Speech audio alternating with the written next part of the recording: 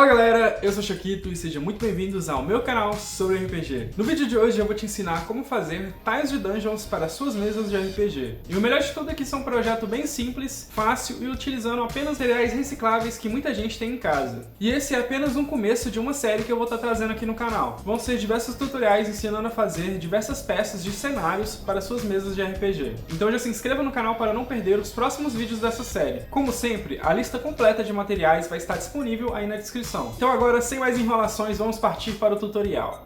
Eu aproveitei e acabei adquirindo essa tábua de corte, o que vai ajudar bastante aqui nos vídeos de tutorial aqui pra frente. Para esse tutorial, eu estou me baseando nessas peças aqui. Eu fiz esses corredores há alguns anos e eu sempre gostei muito do resultado que eu consegui neles. E olhando para essas peças, eu pensei: por que parar só nos corredores? Apesar de alguns erros na pintura, essas peças estão conservadas até hoje. Dá pra ver que as paredes ficaram bem grossas, então as construções ficaram bem resistentes. Eu fiz esse outro corredor aqui também, que a diferença é que ele tem esses tiles rachados, para dar a impressão de uma dungeon mais destruída. E foi justamente olhando para elas que surgiu a ideia de expandir esse conceito e criar um conjunto completo de dungeons modulares. Mas para isso, a gente precisa começar pelo básico. E para fazer essa peça, eu vou utilizar basicamente 3 tipos de papelão. O primeiro é o papelão comum, daqueles que você encontra em caixas de supermercado ou encomendas. O segundo é o papelão de capa de caderno, que é um material um pouco mais rígido. E por último, a gente vai estar utilizando o papelão de caixa de cereal. E o importante é que seja esse tipo de papelão um pouco mais fino, encontrado nessas embalagens.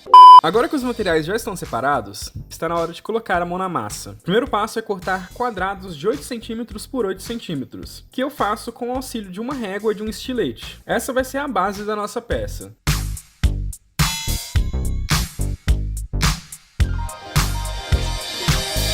Para a base, eu estou utilizando 2 tipos de papelão. Um deles é um papelão mais grosso, com aproximadamente meio centímetro de espessura. E o outro é o papelão convencional, que a gente encontra com mais facilidade nas caixas comuns. O importante aqui não é exatamente o tipo de papelão que você vai usar, mas sim que a base fique com aproximadamente 1 centímetro de altura. Nas peças feitas com papelão mais grosso, eu utilizei 2 camadas. Já nas peças feitas com papelão mais fino, foram necessárias 3 camadas para chegar a uma espessura parecida. Para unir tudo, eu uso a cola branca e colo as camadas de forma intercalada, mudando a orientação das ondulações do papelão em cada camada. Isso faz com que a peça fique mais rígida e resistente, reduzindo as chances de empenar ou deformar com o tempo.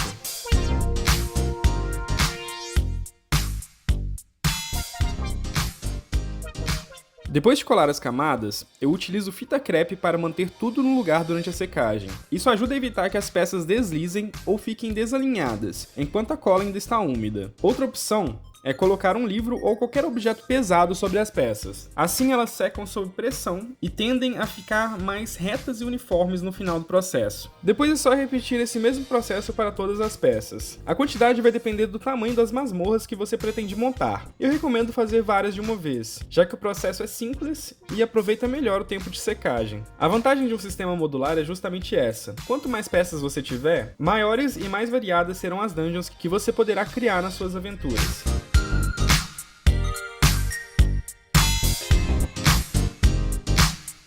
Com tudo colado, agora vamos trabalhar no grid da peça. Para isso, eu vou utilizar o papelão de capa de caderno. Você pode usar outro material também, como o papelão de caixa de cereal, por exemplo. Mas eu prefiro a capa de caderno porque ela é mais grossa, deixa a peça mais rígida e, na minha opinião, o resultado visual fica melhor. O primeiro passo é retirar toda a camada de papel que reveste a capa, deixando apenas o papelão. A forma mais fácil que eu encontrei foi utilizando um estilete.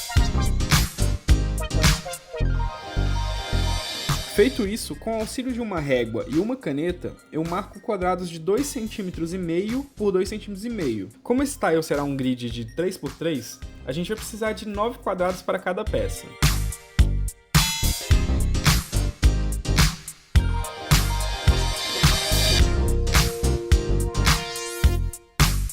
Depois, é só recortar tudo com uma tesoura. Com os quadrados recortados, agora é hora de montar o grid. Utilizando cola branca, eu aplico uma camada sobre a base, e enquanto a cola ainda está fresca, vou posicionando cada quadrado com cuidado. O objetivo aqui é deixar tudo o mais simétrico possível, mantendo um espaçamento uniforme entre os quadrados para formar o grid. Não precisa ficar perfeito de primeira. Como a cola ainda está úmida, você pode fazer pequenos ajustes até que todos os quadrados estejam bem alinhados.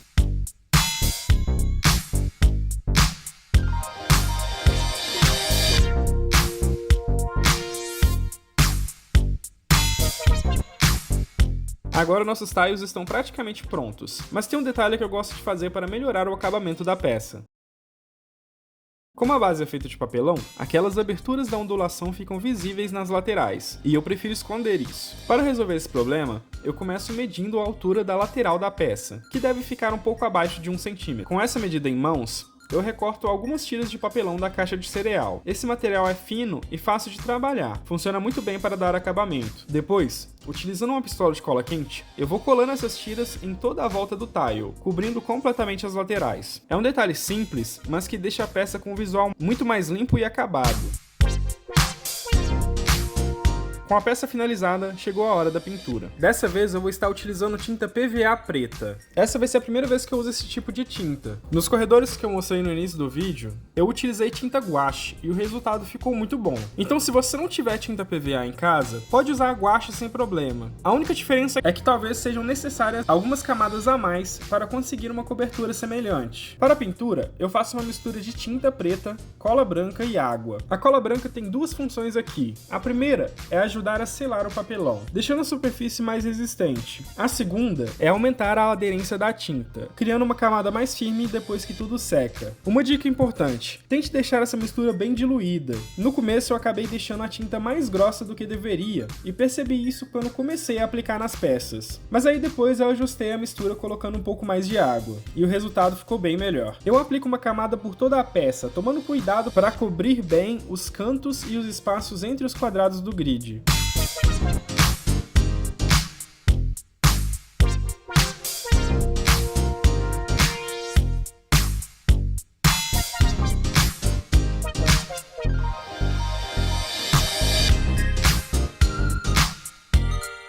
Depois que a primeira camada secou, eu ainda apliquei uma segunda demão de tinta preta, para reforçar a cobertura e deixar a tinta mais uniforme.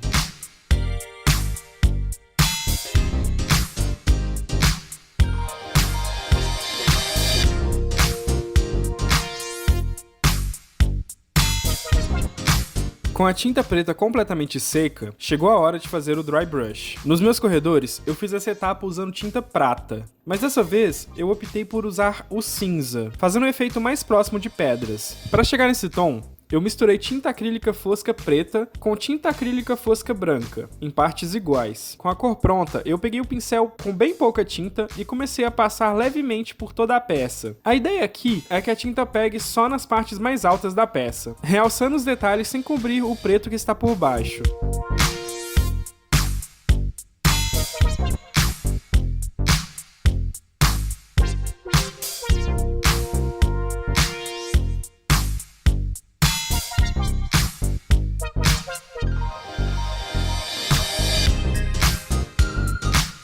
Depois que o cinza seca, eu faço mais um dry brush, dessa vez usando apenas a tinta branca. Só que agora eu aplico de forma bem mais sutil, em algumas áreas específicas, só para destacar ainda mais a peça.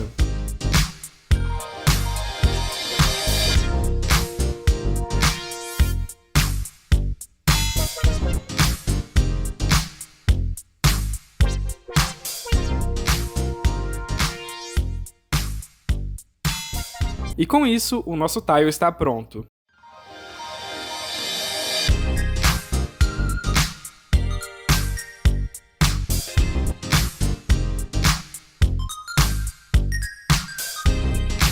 No fim das contas, essa é uma peça bem simples de fazer, mas que já serve como uma base excelente para começar a montar uma dungeon modular. E o mais legal é justamente isso. Mesmo sendo uma peça básica, ela já abre espaço para criar várias combinações diferentes na mesa. Eu gostei bastante do resultado dessa peça, principalmente porque ela cumpre exatamente o que eu queria para esse projeto. Ser simples de fazer, usar materiais acessíveis e ficar bonito o suficiente para funcionar bem na mesa.